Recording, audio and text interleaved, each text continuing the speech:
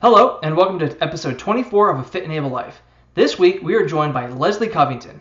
Leslie is the executive director of The Caring Place, which is a Cary-based nonprofit organization. What we can definitely say about Leslie is that she has dedicated her life to the service of others. But, and we can totally appreciate this too, that has at times meant that she has not been serving her own needs. But fortunately, Leslie was willing to share with us her story and her path to change her life. So, without further ado, here's Leslie Covington. Well, Leslie, thank you for joining us for this edition of A Fit and Able Life. We're very excited about having you as a guest because, well, people are going to find out. But first of all, why don't you just tell us a little bit about yourself and what you do here? We're at the Caring Place here in Cary. My name, of course, like you said, is Leslie. I am the executive director here at the Caring Place since October of 2015. And I get a chance to make sure that all of the homeless working families that we work with are well serviced and that our staff, that we're all moving in the right direction and that we never have to shut our doors. So that's my job. That is terrific. Real quickly, how many people do you service every year? Do you know? We service about 22 to 23 families a year. Wow. They are in our services for 16 weeks at a time. And so we get a chance to kind of rotate them through. We have 8 units that we are rotating people through, so 22, 23-ish. And what I like about your organization is that it really helps people help themselves. That's part of your slogan. That is the biggest deal for us, is that we give people the tools so that they can fish for a lifetime. And we don't just hand them the fish. Right. You know, they learn how to control their own lives, their own destinies, and that's the most important part. Right. Well, that's a good segue into our next topic, and why we're here today is having control of your destiny. Mm-hmm.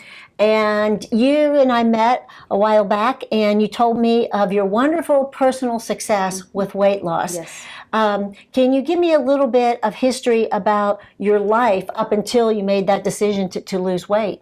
Well, it's funny because I've always been from an eating family. Mm-hmm. Everybody's a little bit on the heavy side, especially the women in the family.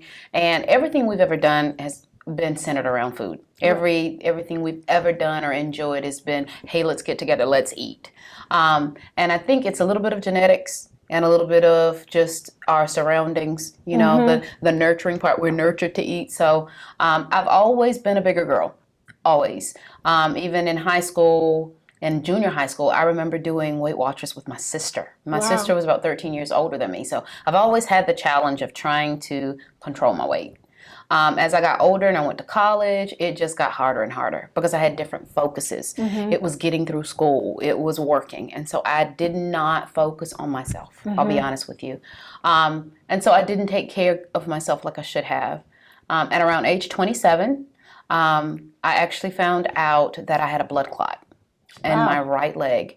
And since then, I've had problems with my leg swelling. I'm not quite sure if everybody's heard of it, but I had what's called DVT, deep mm-hmm. vein thrombosis. Right. And of course, it impacts the circulation in your leg. Now, being a big girl and having DVT, oh my goodness, mm-hmm. not a good combination at all. So I've struggled with my leg problems and even some other health issues since about 27. I thought I was kind of over it and clear from it. About 2-3 years later, wasn't having to be on the blood thinners and stuff, and 2014 came along. In 2014, I found out that I had yet another blood clot. And had to quit work for 4 months, take care of myself, figure out what I was doing health-wise, was in the hospital, in and out of the hospital during the 2014 year. And I remember sitting in the bed and thinking to myself, you know what, I can't do this anymore. I'm still young. You know, I still have a lot of life ahead of me, but my body's not going to make it at this rate. I have to do something now to change that. Right. And so I decided in 2014 that I needed to do something.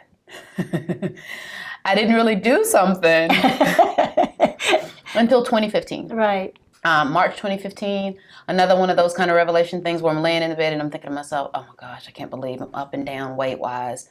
My leg is still not really, it's getting better, but it's not at its, best. I have to do something. And I talked to a good friend of mine and he said, you know what, my mom has had weight loss surgery. Because I was telling him, maybe I'll just give in and I'll do it. Mm-hmm. I'm just going to have weight loss surgery. I know I meet all the criteria. I've got the health issues. And he said, why don't you talk to my mom first? She had it. She was successful, but not everybody is. You might want to talk with her. Yeah. And stop me if I'm talking too much. No. I think this is great information for people because people think that that's a quick fix. And so that's the first thing she told me. She said, Leslie, it worked for me, but it is not going to fix your issue. If you're an overeater, if you're an emotional eater, if your weight is due to how you feel, it's not going to fix it. Because now you've got to turn around and you've got to change your mindset. And you've got to say to yourself, I've got to exercise. I've got to do this thing to maintain the weight loss that you're actually going to experience. She said, so I'm going to make some suggestions. I suggest you go to a nutritionist and you start counting your calories and you do a 15-minute walk, 7.5 minutes one way, 7.5 minutes the other way, and you just try to figure it out, but chart everything that you're doing first. So I sat down and with new age technology, I said, you know what? I've got plenty of apps that I can use. Free apps. Free weight loss. That's really what it is. And so I decided that I would use MyFitnessPal. And I started that day. And that was March of 2015. And about a year ago. Yes, it's been almost a year ago. And I've slowly but surely, counting calories, I have been able to lose a total of about 58 pounds. That's significant. That is significant. Now, have you reached your goal or are you still in the process? No, I have not reached the goal yet. I haven't even reached my first goal yet.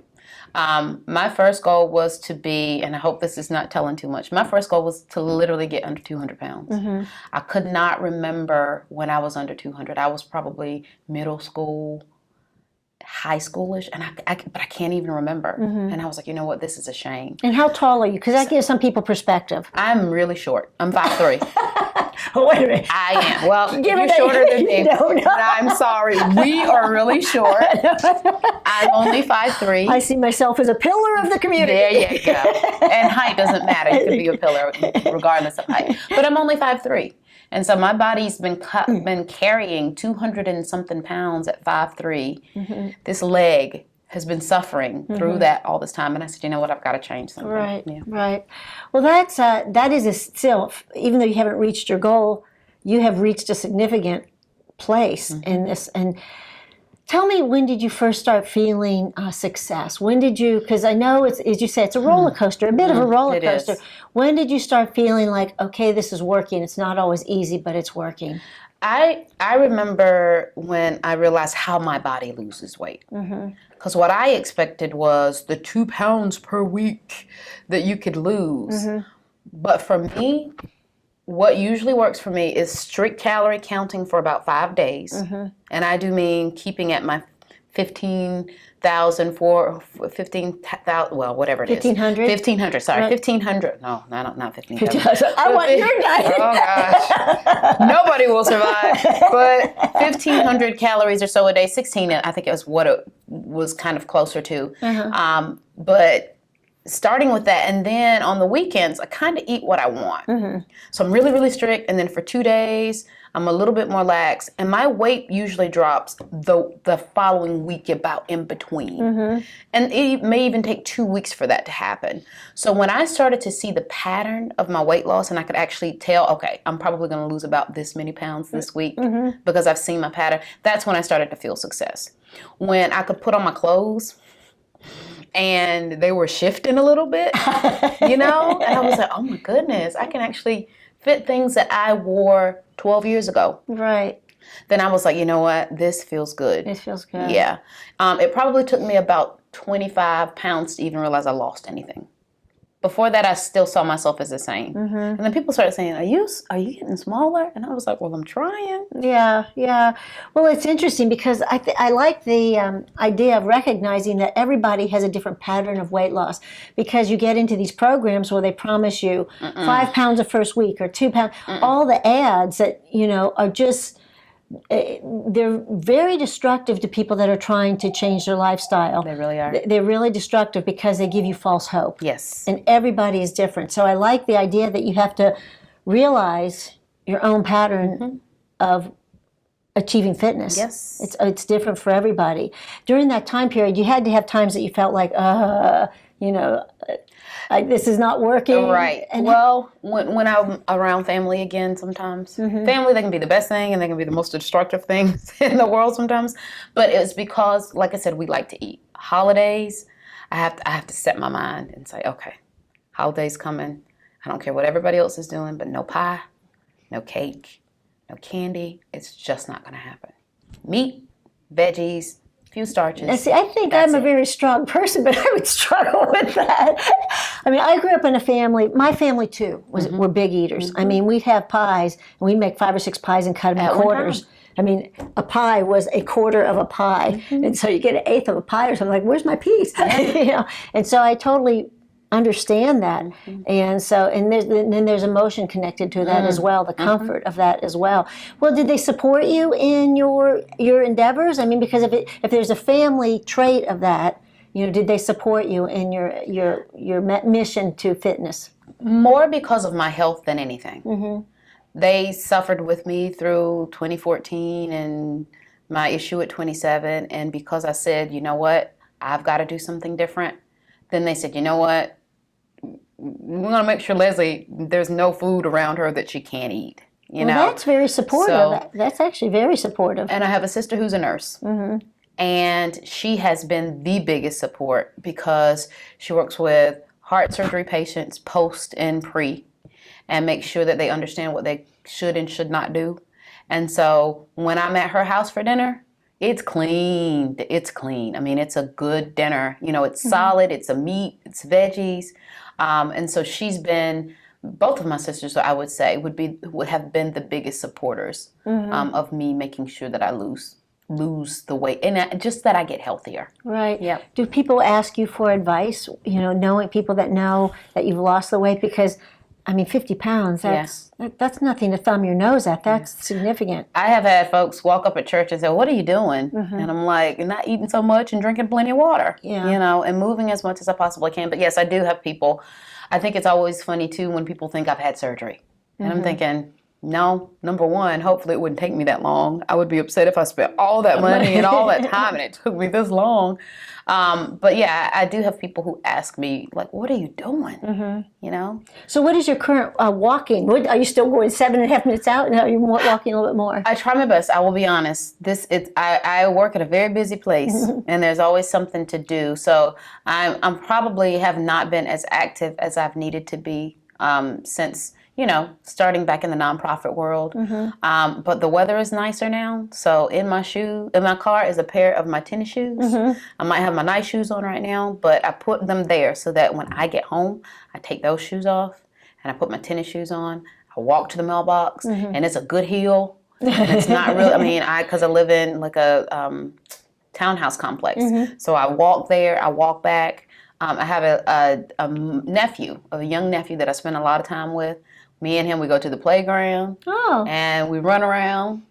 We voted the other day and then we played. And so I kind of think for me, I need more fitness. Don't get me wrong. But right now it's taking that extra time just to move. Yeah. Just to move, parking further away. All those little things that we talk about, parking further away from a building and walking, using the stairs instead of the elevators. So all of those things I'm a lot more cognizant of as compared to 2 years ago, 3 years ago.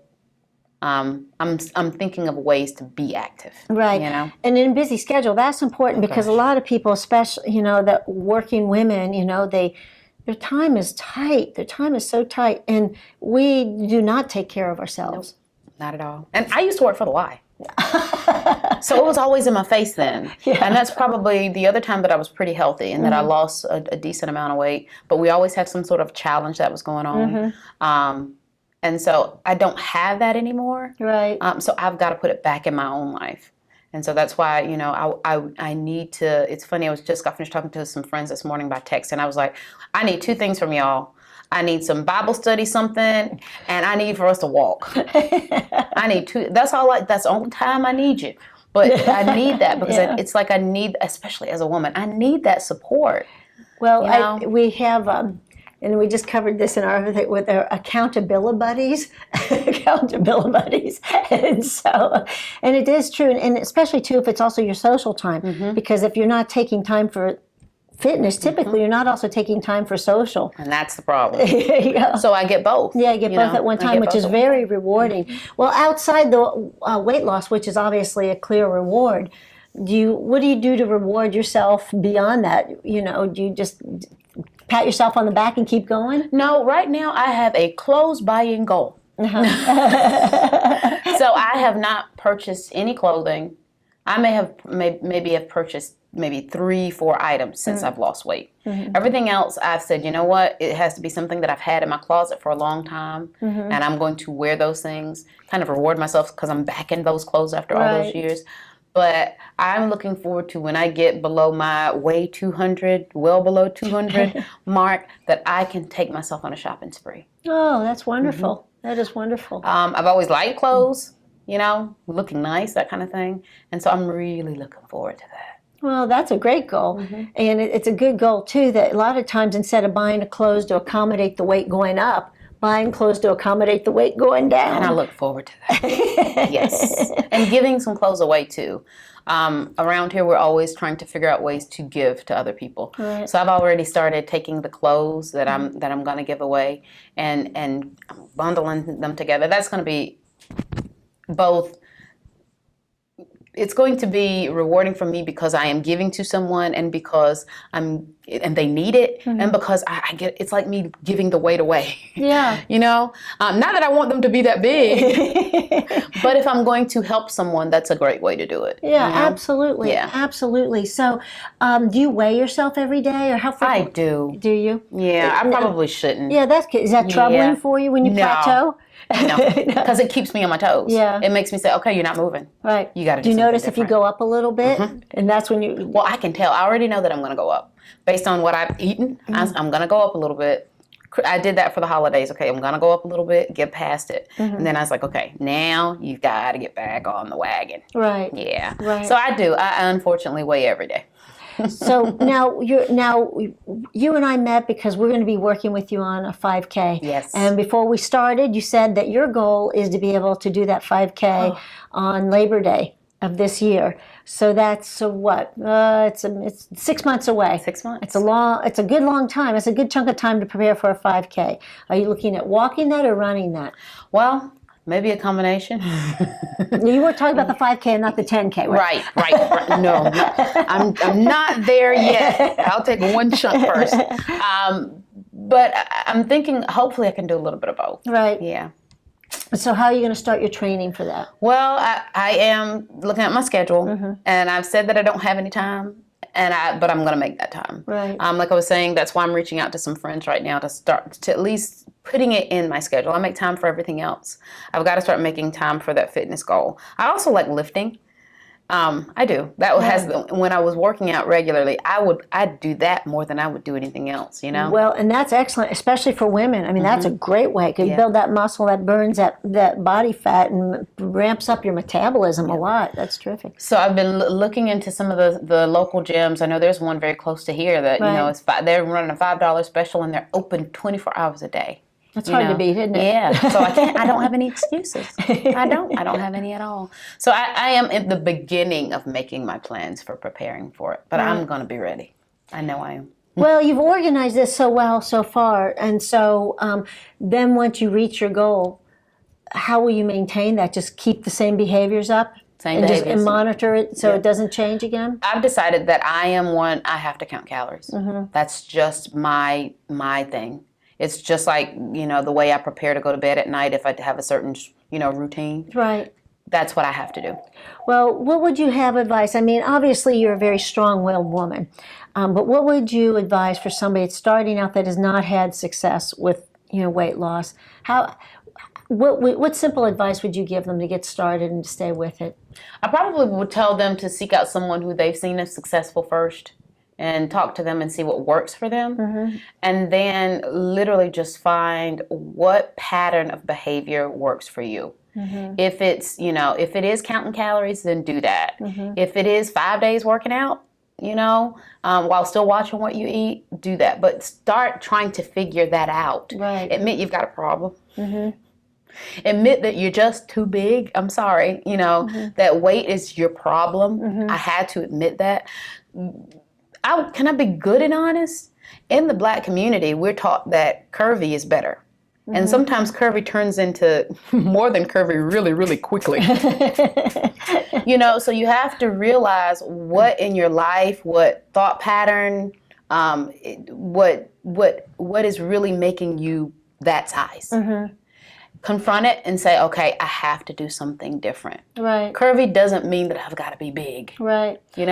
Well, if and I know very little about the Black community, except for I know the food is wonderful, the soul food. Oh my goodness. Yes, it is. Please invite me over for dinner. Yeah. Please invite me over for dinner. Some of the best food available. Yes, it is. I won't lie to you about that. It really is. But so I could see how that could, also when you come from a culture with wonderful foods and it's part of a rich tradition, I mean, I can understand how country folk are like that there too. You go. And that's what it really is. It is the the ethnicity, but it is being from the country. Yeah. I mean, I'm from the deep South country. Yeah. As far as North Carolina is concerned, and food was always just the most important thing. Yeah, and that's my family as well. We're country folks, Southern Kentucky and there all you go. that. Oh, yeah.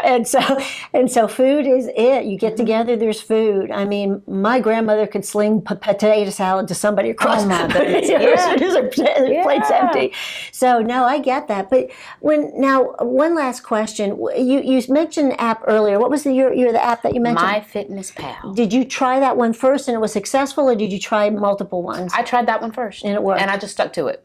I think I had to stick to it long enough to actually see that it worked. And I hadn't been doing that before. I would stick with something for a little while, but literally after about 4 months, I said, okay, I can tell this is working. And I said, I'm going to do it every day, no matter what. Right. I do give myself, like I said, a little bit of break on the weekends. So I know that I'm going to go over my calories for the day, but I make up for it during the week. Right. Now, did you notice that you started going over less and less on the weekend? I mean, did you notice an adjustment in your weekend eating as you got more and more fit? Definitely. I mean, because you start to see that you are making so much progress, so then you're like, okay, I'm going to be more strict on myself. Right. So I might eat a little bit over, but I'm not going to just overdo it to the, to the fact that I feel just crazy. Right. So yeah, definitely. Well, I'd like to invite you back around the time of the 5K. And I would love that. And bring you back in. And honestly, you are more than welcome to join any of Team Fit Enable's activities in your training process. We'd love to have you as our guest to do that as well. So I would love that. You'd be a great role model for the kids and adults alike. So thank you so much. Thank you. What a wonderful journey you've been on. Thank you for sharing. And the journey continues. The journey continues. Yes. I hope you learned a lot from that interview. What I took away from it is that there's no one big secret to Leslie's success. What she does is use all those little strategies that we all know about, but that when you put them together, they consistently move her towards her goal, and that she's persistent and patient for those results. She does not give up. And what supports her through all this is her faith, her friends and family, and just her plain determination to get where she wants to be. That's all it takes to be successful, no matter what your goal is. So thank you again for joining us. Please subscribe to our YouTube channel or our iTunes channel so you get all of our new episodes straight to you. And we look forward to seeing you next week.